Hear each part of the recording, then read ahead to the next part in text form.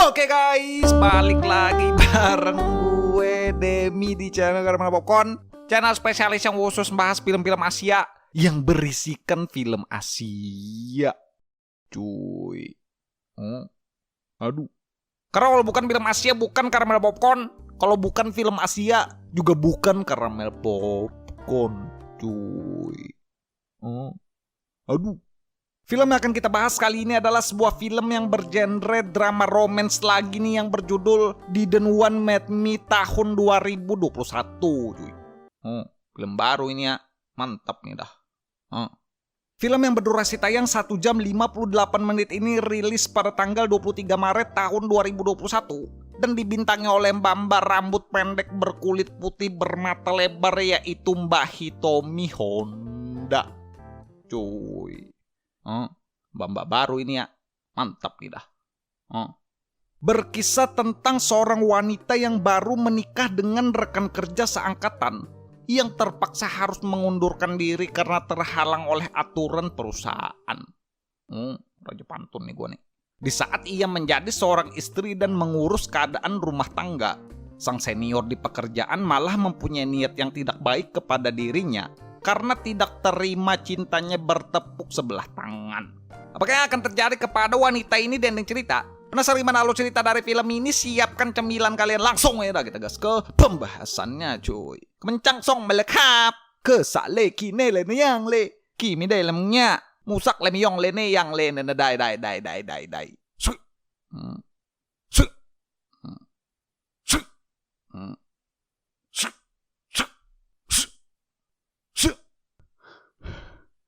Aduh capek cu.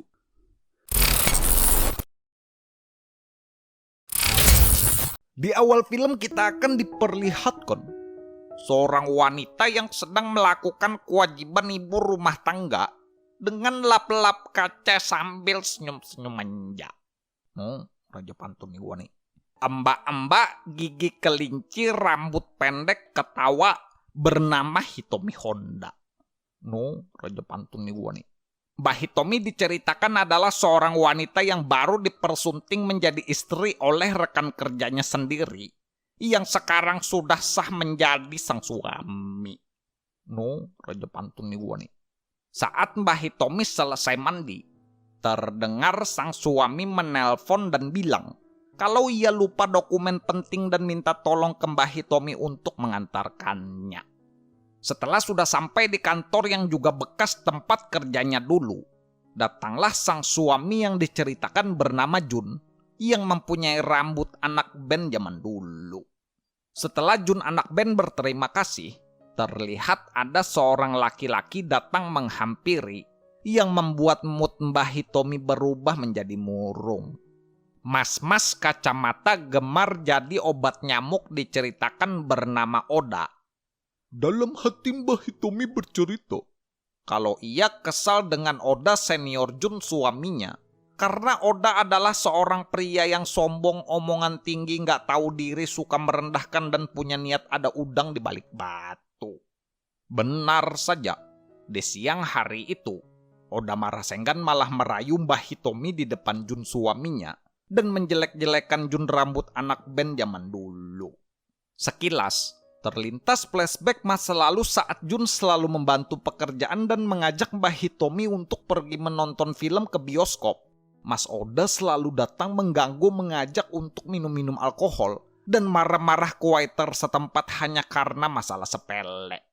Dengan sikap arogan dan selalu memaksakan kehendaknya kepada orang lain, hal itu pun membuat Mbah Hitomi sedikit kesal dan tidak suka kepada Mas Oda Marasenggan nama jurusnya Erosenin dan Nanadaime. Malamnya, saat Mbah Hitomi menunggu Jun yang tak pulang meski sudah larut malam, datanglah sang suami dengan keadaan mabuk berat yang diantar Mas Oda yang langsung nyeleweng masuk bilang pengen menginap dan tidur di sana. Melihat sang suami mau iya-iya aja diapain sang senior dan tidak berani untuk melawan, Mbah Hitomi pun marah dan bilang orang seperti Mas Oda tidak boleh dibiarkan seenaknya begitu saja. Besoknya, saat sang suami sudah pergi ke kantor untuk bekerja, datanglah Oda Marasenggan yang membolos dari kantor karena ingin menemui Mbah Hitomi dengan alasan ada barangnya yang ketinggalan. Ditanya barang apa yang ketinggalan ngejawab bingung. Disuruh pergi nggak mau, nyari-nyari alasan pembicaraan. Langsung saja, Oda Marasenggan malah mendekat dan bilang kalau Mbah Hitomi dari dulu pasti menyukainya. Dan langsung let's go cangkul-cangkul gergaji paksa. Apa ini? Dengan bermodalkan foto dan video dokumentasi, Mbah Hitomi pun terpaksa harus menuruti keinginan mas-mas Oda Marasenggan yang memintanya melakukan latihan jutsu di berbagai tempat. Berhubung sudah keseringan berlatih jutsu di Gunung Byoboku, Mbah Hitomi yang geli-geli, ia pun akhirnya mulai merasakan gimana kuatnya cakra ular manda Kochiyose Orochimaru.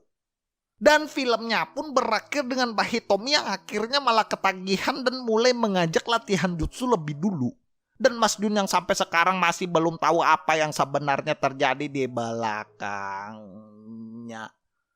Cuy. Apa ini? Aduh. Oke guys, ya mungkin segini aja ya untuk pembahasan film Asia kali ini ya. Ini buat kalian yang pengen nonton full movie-nya, kalian langsung aja search nonton film JUL Strip 505 di Google Chrome cuy. Dari film ini kita bisa belajar, mantap nih belajar dari Nana Daime ya. Ada banyak orang di luar sana yang hanya bisa mementingkan kemauan dan memaksakan kehendaknya sebagai manusia yang bersikap seenaknya kepada manusia yang lain. Kita sebagai laki-laki atau kepala rumah tangga, sudah sewajarnya kalau kita berkewajiban untuk melindungi sang istri tercinta dari orang-orang yang mempunyai niat buruk kepada rumah tangga kita. Cuy. Mantap nih gue nih. Seperti biasa nih gue mau ngucapin terima kasih banyak nih buat kalian yang udah nonton. Dan terima kasih banyak buat kalian yang udah subscribe ke channel Caramel Popcorn. Kita juga punya channel Caramel Popcorn yang kedua. Kalau kalian mau subscribe silahkan, linknya ada di deskripsi cuy. Nanti kita bakalan bahas film-film Asia yang bagus-bagus lagi ya. Mungkin segini aja untuk kalian nih. Jangan lupa like, comment, share, dan subscribe. Gue Demis sebagai narator pamit. Sampai ketemu di video selanjutnya. Thanks for watching guys. Bye-bye.